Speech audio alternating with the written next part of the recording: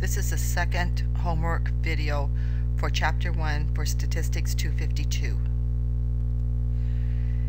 In this first problem for creating a sampling, we'll use random sampling and then systematic sampling. And what we're going to do is pick out numbers or pick out letters from the alphabet. So first, to do that, we need to associate each letter with a number. If you're trying to pick people out of, say, the phone book, you of course would have the order that they're in the phone book.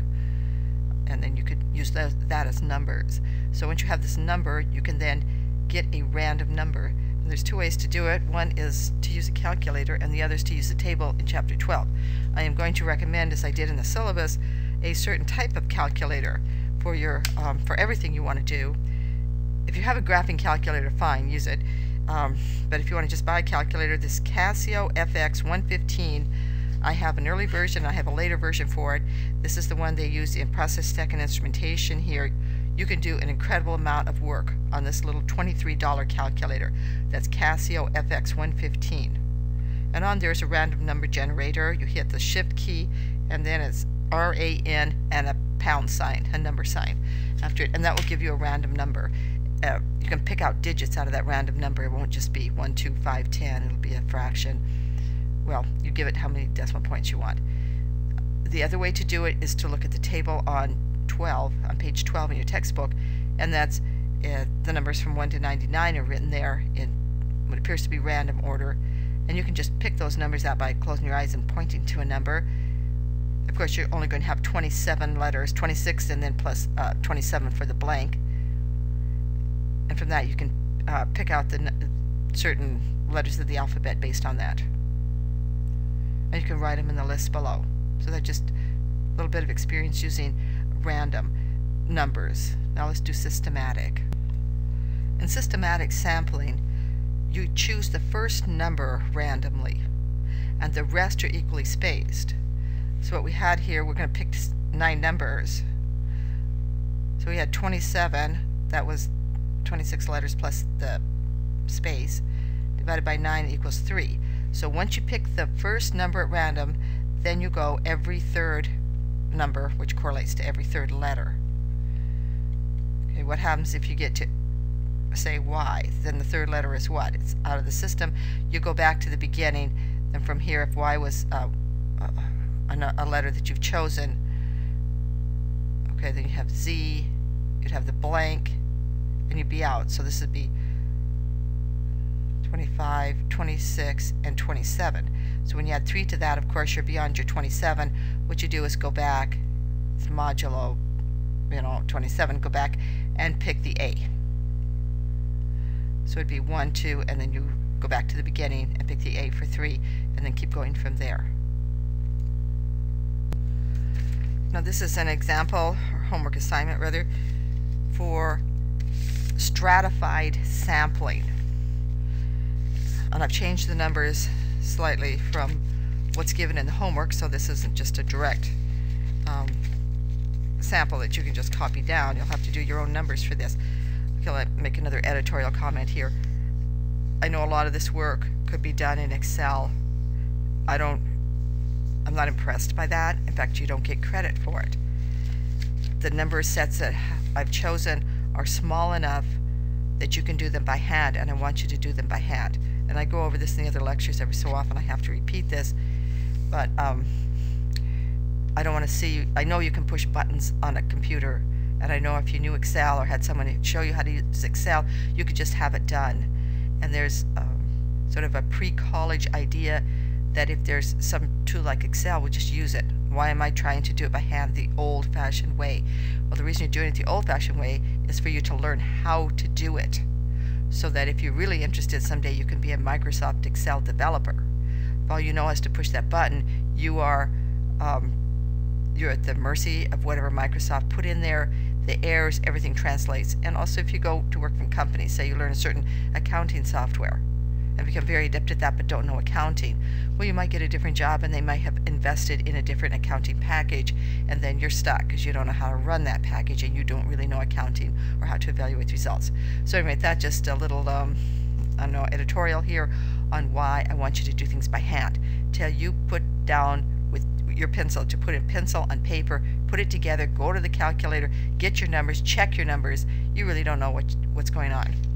Okay, so here we are with this distribution of workers, and you want to sample 60 of these workers that you've supplied throughout Yellowstone National Park. So the strata is going to be the locations. For example, if you want 60 workers, you don't want to sample all of them from Old Faithful. It might be the people at Gardner or Cook City are very upset, and Old Faithful people are totally happy with their jobs or whatever, and you need to sampling from each location to see that if this is fair. At least that's how the idea here is in this. So the strata is a location, so you can get Old Faithful here, you put Mammoth Hot Springs here, Fishing Bridge, West Thumb, Cook City. Of course, these are on the periphery of the park, but that's okay. Gardner here. Okay, and perhaps you write a little better than I do, and that would be fine too. Oh, also in these homeworks, I usually give you graphs, paper, and charts for you to fill in. Now put down the number of people that work in each place.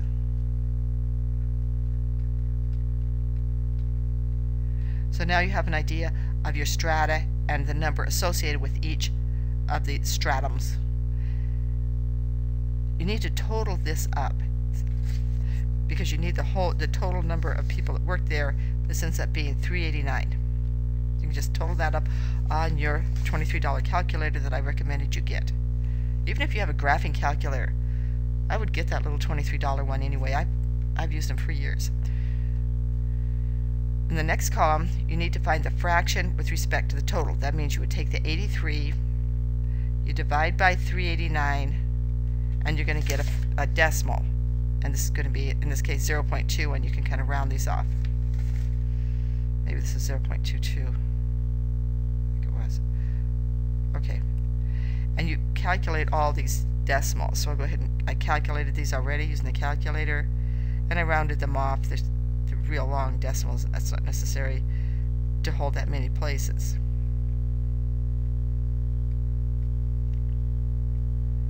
Okay, this is what I got.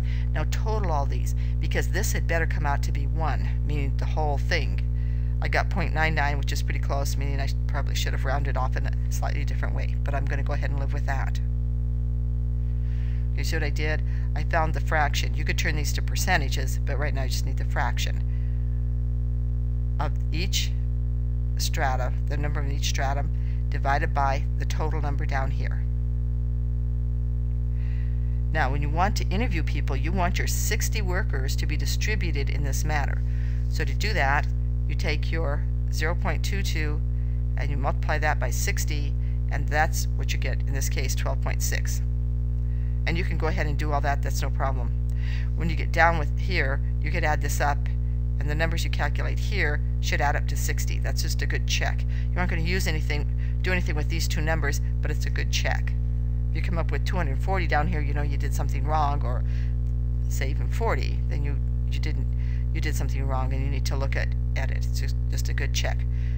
So you calculate all this, and that is the number to interview based on this fraction, these fractions over here. For example, from Cook City, you go 0.07 times 60, which would give you 4.2.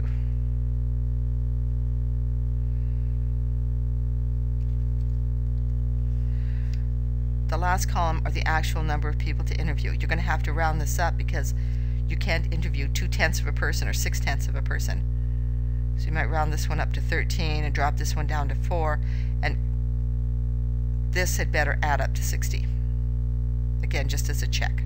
So that's creating your stratified sampling. On Blackboard, there is a medical research article. It's not a scientific study. It's a reporting article on medical research. The entire article is included there, but it's very long. There's also a summary that I put together just by cutting and pasting out of it, getting the important points together that I wanted you to know about. And this is, in this article, it discusses how medical testing came about, how drug testing came about. And it's very interesting. And then it discusses what's called the placebo effect. The idea of medical testing is that it's a designed experiment in which groups of patients who are properly matched, so you have good sample. They're matched into groups so that you have the same type of person in each group. Then some groups are given the treatment, another group is given a different treatment, and for drugs there's a group that's given what's called a placebo, which is essentially a sugar pill. It has no medicine in it whatsoever, but it looks a lot like the medicine, and that leads you to your double-blind study. Double-blind means that the person getting it doesn't know if they got a placebo or they got the real medicine. And also, the person giving out does not know it. So that eliminates any bias or any problems that might be some subtle clues given by the person who's applying this drug to these people that might shift it one way or the other. It's designed to try to keep it all the emotions and the out of it. However, something happens, and that's called a placebo effect. Placebo effect is that a lot of people, when given sugar pills, get better. There's also something called a nocebo, and you can look that up and find out what that is yourself. So these clinical trials are used, there's several levels of clinical trials, but they're used to test the safety and also the validity of the drug. You say they give you a drug as an antibiotic, it better work that way, or at least you hope so. And the interesting thing on this, and the reason that I've assigned this, is because I wanted to give you a healthy dose of skepticism. Even though you learn these techniques here and you hear about this medical testing, the idea is that, oh, I can trust it because, you know, it's been done properly. The study has been done properly. And when you see this, read this article, you'll be amused. You know, what actually is going on here, because the results aren't as expected. And there's some very interesting results, such as the color of the pill makes a difference. In Italy versus other countries, different colors are important. It's very interesting. The basic idea here is that even though we have these techniques for statistics, there is no special meat grinder, shall we say, that you put things in, turn the crank, and truth comes flowing out the other end. It just doesn't work that way. There's too many variables. There's too much going on. And so this will give you, I think, an appreciation of the field of statistics, and also, like I say, make you a little skeptical when people give you the results you read, for example, in a newspaper, even in a journal. A true scientist is very skeptical of the data they took themselves, as well as other people's. So, right, these are important words for science, especially those of you who are going into medicine.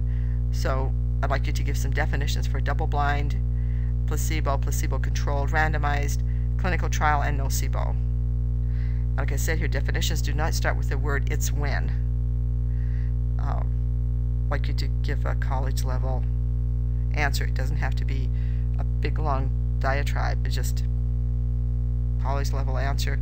It's not "it's when." That doesn't a definition. Double-blind study, you can say, in a double-blind study, neither the person giving out the medicine or the person taking it knows whether they received the actual medicine or a placebo. That would work. Confounding variables are something that can have an effect on a designed experiment. In designed experiments, certain variables are controlled, and then others are, you know, that by controlling them, you take data. But what if there's a variable you forgot to control or weren't able to control, but yet has a big effect on the outcome? That's called a confounding variable. I've heard people call this a proxy variable. That's not a proxy variable. In a proxy variable, you use one variable where you have trouble measuring the other. Or measuring the other wouldn't give you the answer that you want. The classical example is that you ask, perhaps it's politically incorrect to ask a person's race, but you could ask country of origin. Then you would assume people came from Africa, or, you know, African Americans. However, there's a lot of Dutch people in Africa too, so that's not so good. So that's a proxy variable.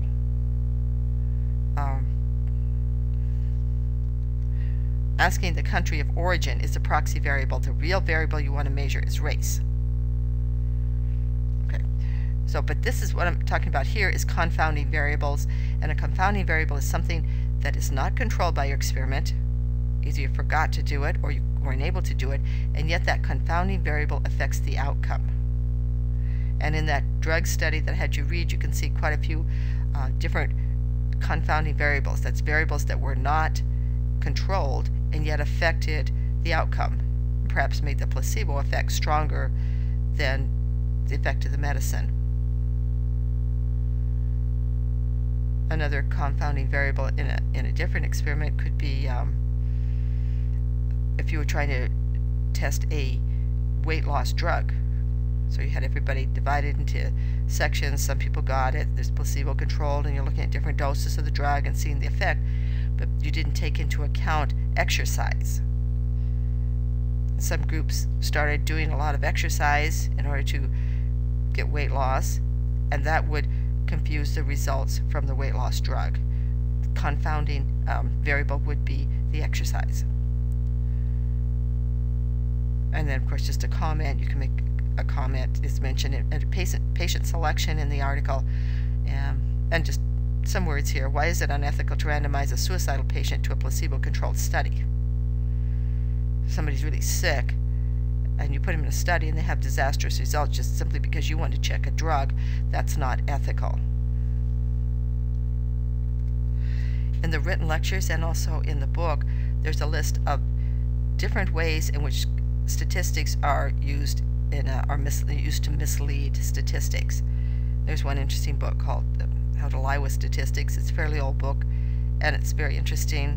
I give a reference to that in the written lecture. It's also mentioned in the textbook.